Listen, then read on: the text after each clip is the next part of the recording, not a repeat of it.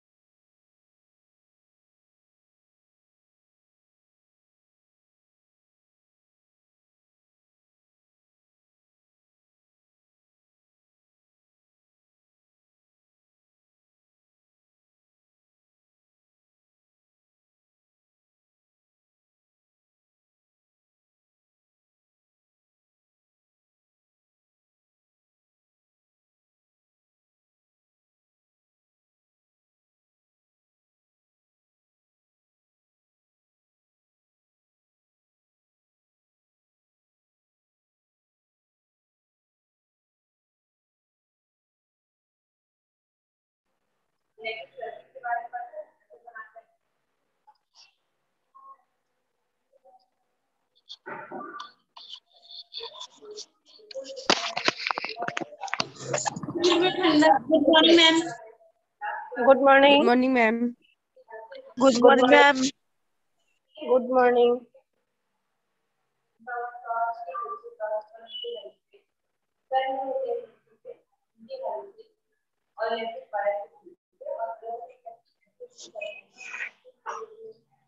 चलिए, तो आज हम स्टार्ट करेंगे आपके ग्रामर से ले रहे हैं व्याकरण से जनसंचार माध्यम।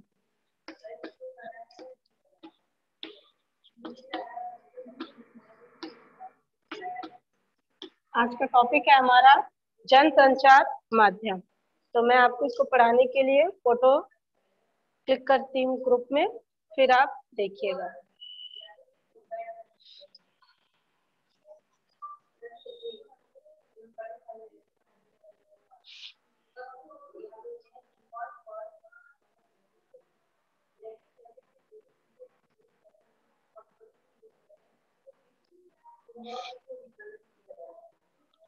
ओके, आप लोग को दिख रहा है जनसंचार माध्यम? Yes ma'am. आवाज आ रही है मेरी? आवाज आ रही क्लियर? ठीक है, तो आज हम स्टार्ट करेंगे जनसंचार माध्यम। जनसंचार माध्यम के अंतर्गत देखिए आपको आ रहा है प्रिंट माध्यम, समाचार और संपादकीय। ओके, तो हम स्टार्ट कर रहे हैं जनसंचार माध्यम। जनसंचार को समझने के लिए संचार के स्वरूप को समझना होगा। यदि हमें जनसंचार को समझना है तो सबसे पहले संचार के स्वरूप को समझेंगे। संचार के मूल में चर धातु है। चर का अर्थ है विचरण करना, एक जगह से दूसरी जगह पहुंचना। इसमें क्या बता रहा है आपको कि संचार का जो मूल है उसमें क्या है, चर धातु है। चर धातु है और चर का अर्थ होता है विचरण करना, मतलब एक जगह से दूसरी जगह आवागमन करना, एक जगह से दूसरी जगह पहुंचना, या मनुष्य का भी हो सकता है। ये एक जगह से दूसरी जगह जो हो रहा है ये मनुष्य भी कर सकते हैं, इसे ही संचार कहा गया है। चर का मतलब है अन्य प्राणियों का भी, ध्वनि का भी, चित्र का भी और प्रकाश का भी। परंतु हम जिस संचार की बात कर रहे हैं उसका अर्थ है मानव के संदेशों को पहुंचाना। ठीक है, अन्य प्राणियों का भी हो सकता है, ध्वनि का भी हो सकता है, चित्र का भी हो सकता है, प्रकाश का भी हो सकता है। एक जगह से दूसरी जगह जाना, विचरण करना चर कहलाता है। लेकिन हम यहाँ पर बात किसकी कर रहे हैं, मानव का। तो हम जिस संचार की बात कर रहे हैं, हम जिस चर धातु का प्रयोग यहाँ कर रहे हैं और जिस संचार की बात कर रहे हैं उसका अर्थ होता है मानव के संदेशों को पहुंचाना। मतलब जो मानव के संदेश है उसको एक स्थान से दूसरे स्थान तक पहुंचाना। संदेश भेजना और प्राप्त करना, जो हम संदेश भेज रहे हैं और प्राप्त कर रहे हैं वही संदेशों का पहुंचाना है। इसके लिए दो लक्षण अनिवार्य बताए गए हैं। पहला बताया गया है दो या दो से अधिक व्यक्ति। अब जब हम एक स्थान से दूसरे स्थान भेजेंगे तो कोई एक व्यक्ति इस कार्य को नहीं कर सकता, तो इसके लिए हमें दो या दो से अधिक व्यक्ति और एक के संदेश को दूसरे तक पहुंचाना। सामान्य सी बात है, दो व्यक्ति हो गए, एक व्यक्ति की बात को हमें दूसरे व्यक्ति तक पहुंचाना। इसमें दो व्यक्ति सामने ही दिखे आपको, और यदि हम किसी तीसरे को इन्वॉल्व कर रहे हैं तो यहाँ पर इसी बात को बताया गया है कि दो या दो से अधिक व्यक्ति। दूसरा बता रहा है आपको उनके बीच किसी संदेश का संप्रेषण या ग्रहण करना। उनके बीच, जैसे दो व्यक्ति खड़े हैं और किसी एक विषय पर बात हो रही है, तो वो क्या होता है, एक दूसरे के विचारों का जो आदान प्रदान होता है उसे संप्रेषण कहते हैं। और एक व्यक्ति जब कुछ बात बता रहा है, उसे जो दूसरा व्यक्ति है वो सुन रहा है या ग्रहण कर रहा है, ये भी एक प्रकार का संचार होता है। तो इसी बात को यहाँ बता रहा है कि उसके बीच किसी संदेश का संप्रेषण या ग्रहण करना। इसलिए संचार शास्त्री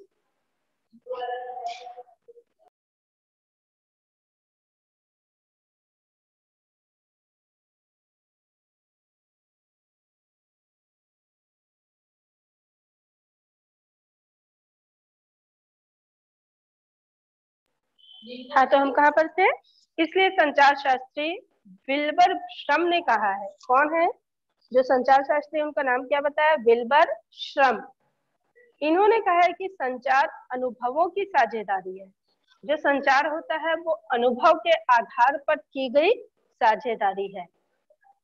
यह संचार मुख से भी बोलकर हो सकता है, लिखकर भी हो सकता है, श्रव्य माध्यमों के सहारे भी हो सकता है।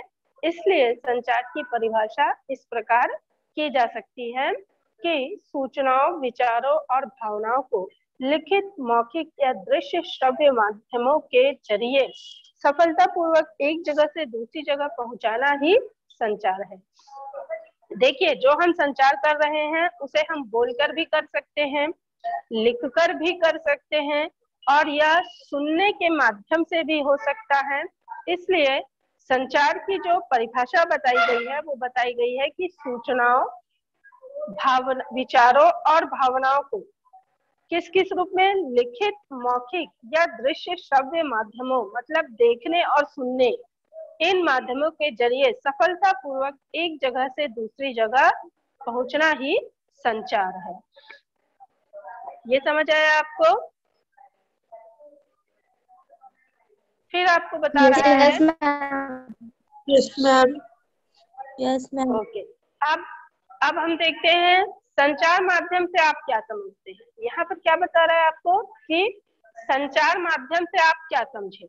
मैंने आपको बताया कि संचार किससे किससे हो सकता है? सूचनाओं के द्वारा हो सकता है, विचारों के द्वारा हो सकता है, भावनाओं के द्वारा हो सकता है। अपनी भावनाओं को हम लिखित, मौखिक या दृश्य श्रव्य माध्यमों के जरिए पहुंचा सकते हैं।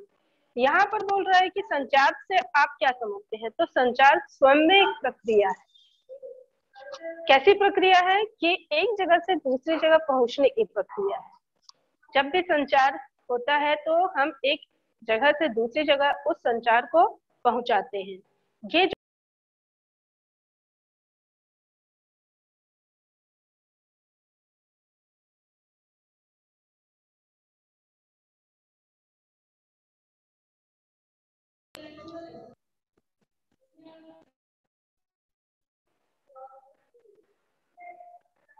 तो ये हुआ एक जगह से दूसरी जगह पहुंचने की जो प्रक्रिया है, वो जो प्रक्रिया में है वही संचार कहलाती है।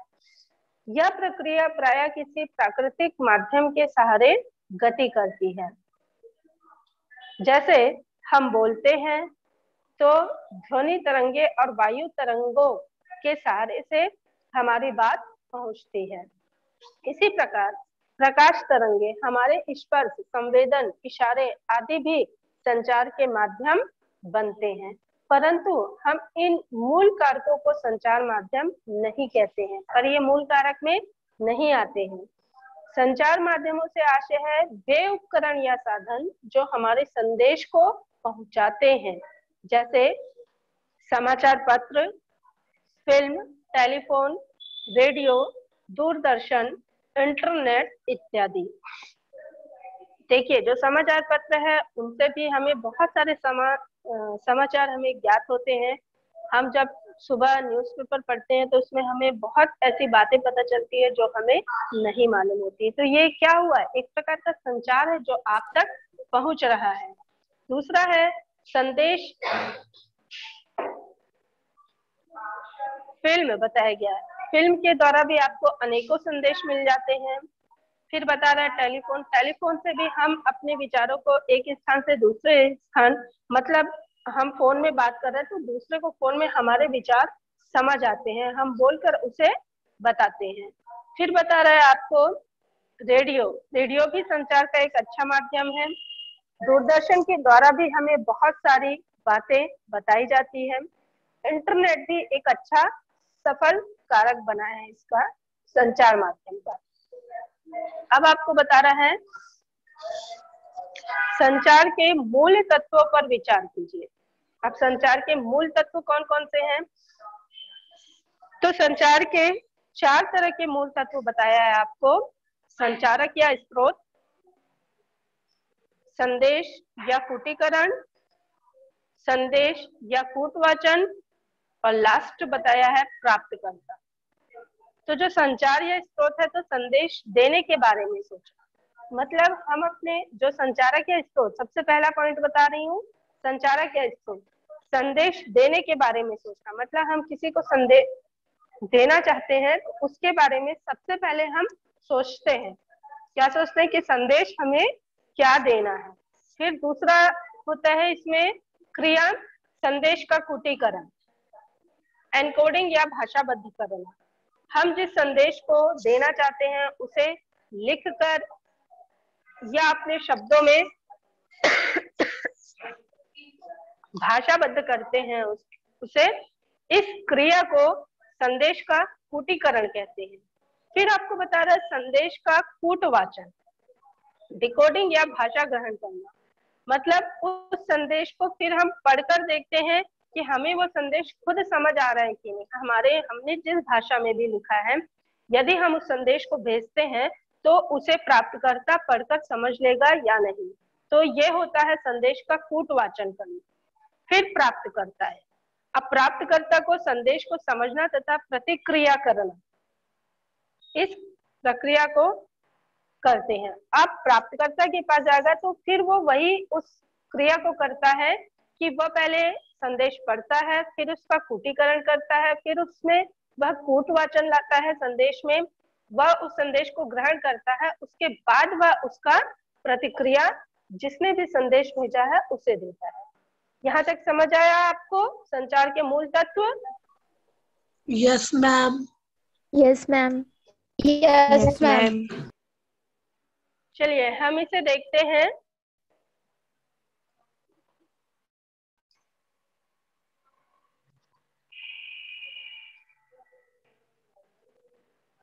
मैं आपको एक चित्र के माध्यम से बता रही हूँ।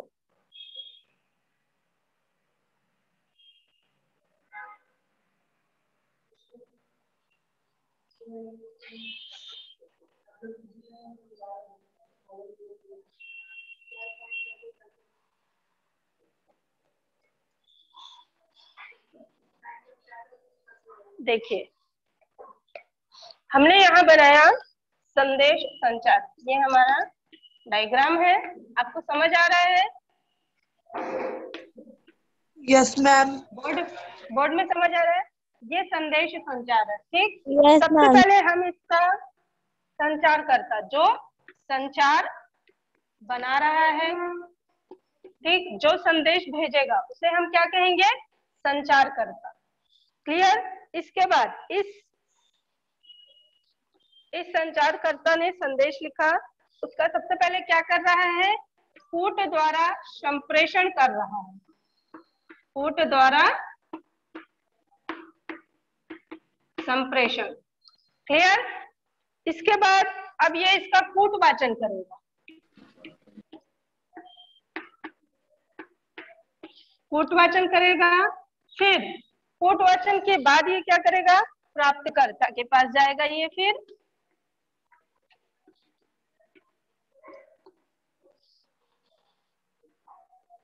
ये प्राप्तकर्ता के पास गया। यहां तक समझ आया? देखिए यहाँ पर संचार सोचा गया, उसके बाद उसका जिन भाषा में संचार भेज रहा है उसका कूट द्वारा संप्रेषण कर रहा है। उसके बाद उसने उन शब्दों का कूटवाचन किया, मतलब शब्दों को फिर से यहाँ पर उसने सोचा, यहाँ लिखा, शब्दों को लिखा, संप्रेषण सूचना बनाई। उसके बाद फिर वो उसको एक बार पढ़कर देख रहा है कि उसे समझ आ रहा है कि नहीं।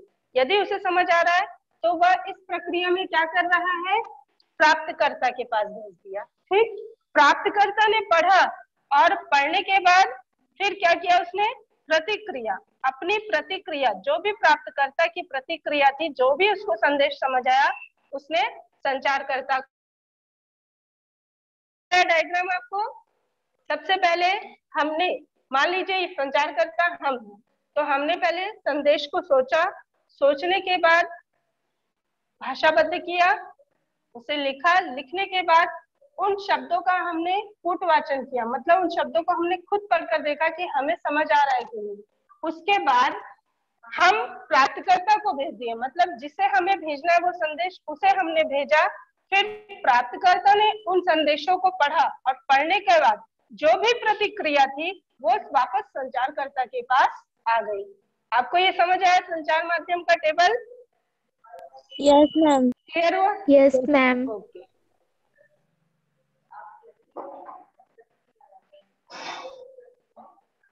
ओके, तो यहाँ तक आपको समझ आ गया। इसके बाद हम आगे आते हैं संचार की भूमिका पर। ठीक,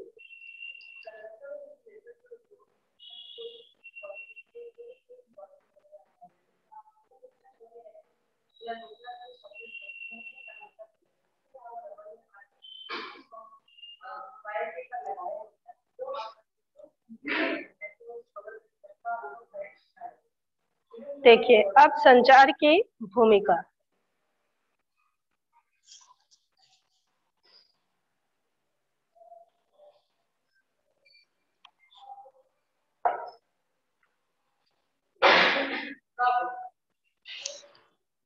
संचार की भूमिका में किसी संदेश को भेजने वाला संचारक या स्रोत कहलाता है। मतलब किसी भी संदेश को जो भेज रहा है वो भेजने वाला संचारक या स्रोत कहलाता है। उसका प्रथम गुण क्या होता है कि संदेश की स्पष्टता। दूसरा गुण है संदेश को प्राप्तकर्ता के अनुकूल कूटीकृत करने की क्षमता। मतलब हम जिस संदेश को भेज रहे हैं उसमें सबसे पहले संदेश की जो स्पष्टता है वह पूरी तरह से क्लियर होनी चाहिए। मतलब जो भी हम संदेश भेज रहे हैं उसकी स्पष्टता को वो सबसे पहले देखता है। उसका दूसरा गुण ये होता है कि वह संदेश को प्राप्तकर्ता के अनुकूल, मतलब जिस संदेश को हम भेज रहे हैं और जिसे भेज रहे हैं उसके अनुकूल उन शब्दों को कूटीकृत करते हैं। मतलब उन शब्दों को छांटते हैं कि इस शब्दों को वो आसानी से समझ जाएगा। तो ये जो शब्दों का हम आसान तरीका बनाते हैं इसे क्या कहते हैं, कूटीकृत करने की क्षमता कहते हैं। इसे, ये प्रक्रिया होती है। तो जो संचार की भूमिका है, संचार जब संदेश भेजता है तो वो सबसे पहले जो संदेश है उसकी भाषा को स्पष्ट करता है और जो प्राप्त करता है उसके अनुकूल उसे स्पष्ट बनाता है। फिर बता रहा है कूटीकरण या एनकोडिंग का क्या तात्पर्य है। तो संदेश को भेजने के लिए शब्दों, संकेतों या ध्वनि चिन्हों का उपयोग किया जाता है।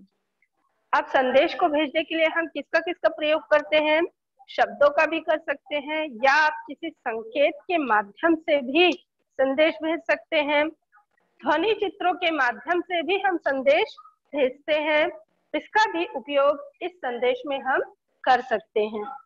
भाषा भी एक प्रकार का कूट चिन्ह या कोड है। जो भाषा होती है वो भी एक प्रकार का कूट चिन्ह या कोड होता है, अतः प्राप्तकर्ता को समझाने योग्य कूटों में संदेश को बांधना कूटीकरण या एन्कोडिंग कहलाता है। और जो प्राप्तकर्ता है उसको समझाने के लिए हमें उसके अनुसार कोड मतलब चिन्हों का प्रयोग करना पड़ता है, और संदेश को बांधना कूटीकरण या एन्कोडिंग कहलाता है। और जब हम अपने प्राप्तकर्ता के अनुसार उस संदेश को बना लेते हैं तो ये जो बनाने की प्रक्रिया होती है इसे हम कूटीकरण या एन्कोडिंग कहते हैं। सफल कूटीकरण उसे कहेंगे जिसमें संप्रेषण बिल्कुल स्पष्ट हो। सफल कूटीकरण किसे कहते हैं? जिसमें जो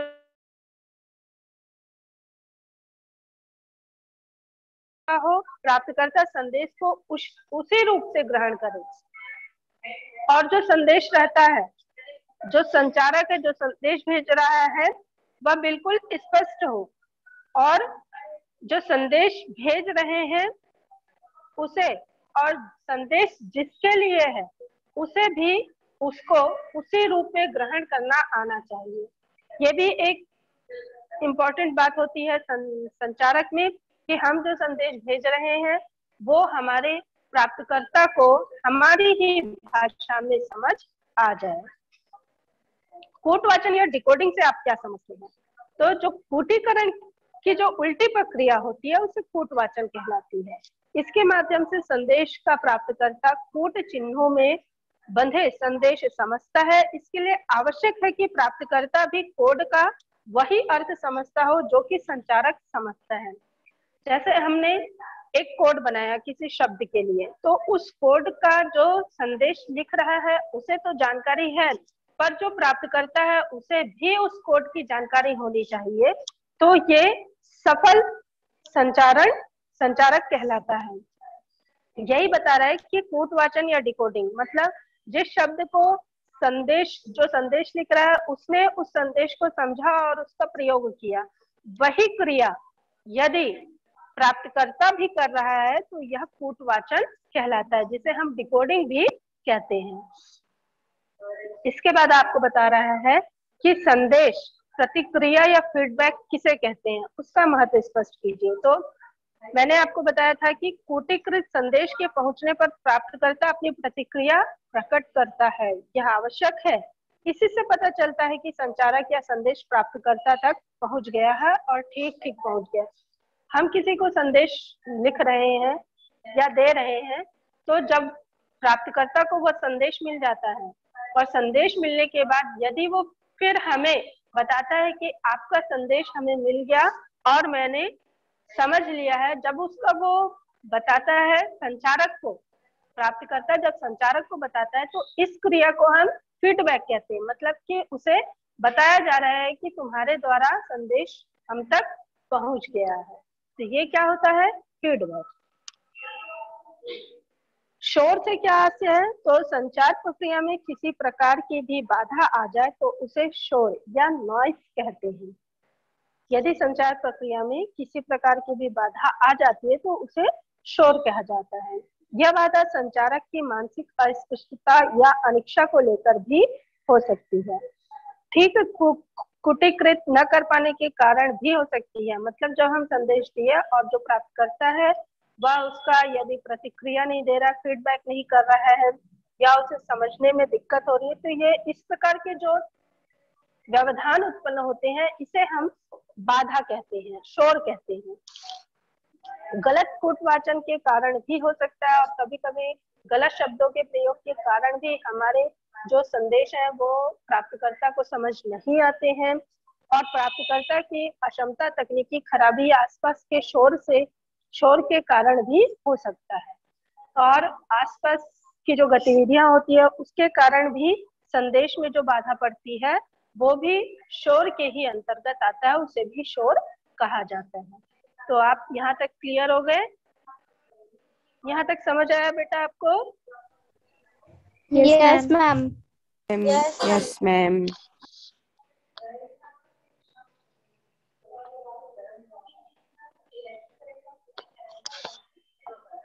अब हम आते हैं संचार के विविध प्रकारों का प्रकारों पर प्रकाश डालना।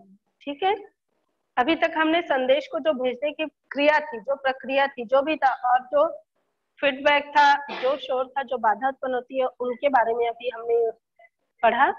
अब हम जानकारी लेते हैं संचार के विविध प्रकारों पर प्रकाश डालते हैं। किसके प्रकार कौन कौन से हैं? तो संचार के प्रकार इस प्रकार बताए गए हैं: सांकेतिक संचार, मौखिक संचार, अमौखिक संचार, अंतः वैयक्तिक संचार, समूह संचार और जन संचार। तो सबसे पहले यहाँ बता रहा है कि सांकेतिक संचार। सबसे पहले हम समझते हैं सांकेतिक संचार को। संकेतों द्वारा संदेश पहुंचना। हम किसी संदेश को यदि भेज रहे हैं तो उसमें शब्दों का प्रयोग न करके संकेत के द्वारा हम अपने संदेश को समझा रहे हैं, तो ये क्या हो जाएगा?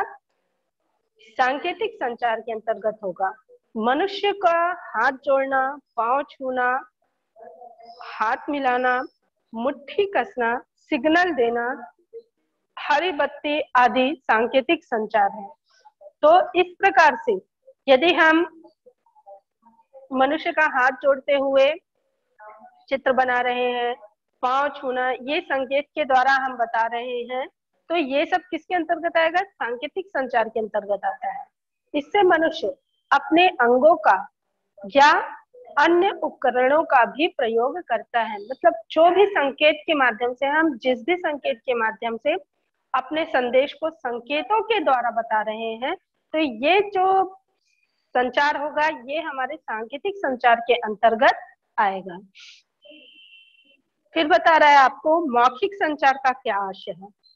तो मुख द्वारा व्यक्त ध्वनियों के माध्यम से जो संदेश पहुंचाया जाता है उसे मौखिक संचार कहते हैं। मुख का प्रयोग करके हम अपनी ध्वनियों के द्वारा जो संचार देते हैं वो आता है मौखिक संचार के अंतर्गत। और इसके अंतर्गत आएगा आपसी बातचीत से हम संचार दे सकते हैं, टेलीफोन के माध्यम से देते हैं, भाषण के माध्यम से देते हैं। ये सारे जो है ये मौखिक संचार के अंतर्गत आएंगे। इसके बाद है अमौखिक संचार से क्या आशय है। अमौखिक संचार वो होते हैं जो मौखिक संचार के अतिरिक्त अन्य सभी प्रकार के संचार साधन अमौखिक होते हैं।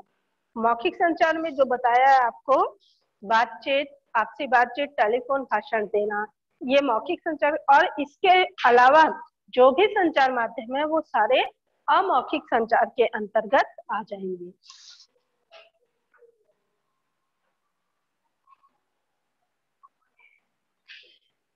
सांकेतिक संचार, लिखित संचार, चित्र, फिल्म आदि संचार, ये सारे संचार जो है ये अमौखिक संचार के अंतर्गत आते हैं।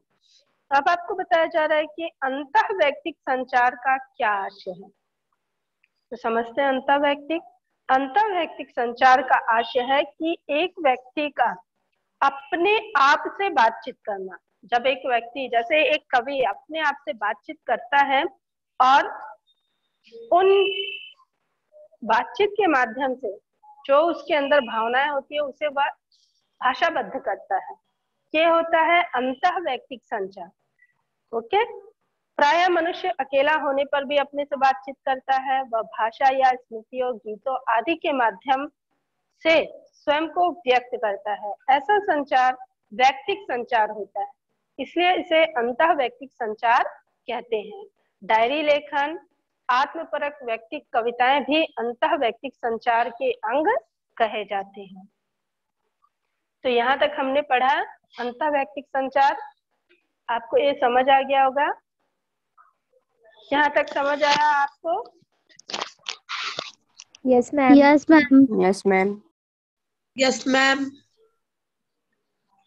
ओके, तो इसके आगे का हम कल रीड करेंगे।